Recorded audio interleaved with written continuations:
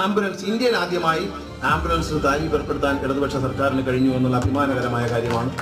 അതിൽ പ്രത്യേകിച്ച് ക്യാൻസർ രോഗികളായ ആളുകളെയും കുഞ്ഞുങ്ങളെയും 12 വയസ്സ് താഴെയുള്ള കുഞ്ഞുങ്ങളെയും ആക്സിഡന്റ് പറ്റി പെട്ടെന്ന് റോഡിൽ കിടക്കുന്ന കണ്ടു കഴിഞ്ഞാൽ ഇമ്മീഡിയറ്റ്ലി എടുത്തുകൊണ്ട് പോകുന്ന സൗജന്യമാണ്. അവരെടുക്കും, ആംബുലൻസ് വിളിച്ച് അവരെടുക്കും. പക്ഷെ അത് ഫ്രീ ആണ്. തൊട്ടടുത്ത ആശുപത്രി, പ്രൈവറ്റ് ആശുപത്രി, ഗവൺമെന്റ് ആശുപത്രി എവിടെ വേണം എത്തിക്കാം.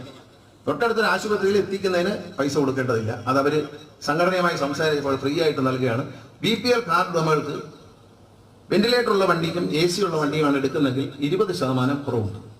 ക്യാൻസർ പേഷ്യൻസിന് 12 വയസ്സായുള്ള കുഞ്ഞുങ്ങൾക്കും ഇവിടെ എത്ര ദൂരെ നിന്ന് വന്നാലും കിലോമീറ്ററിന് 2 രൂപ വെച്ച് കുറവുണ്ട്.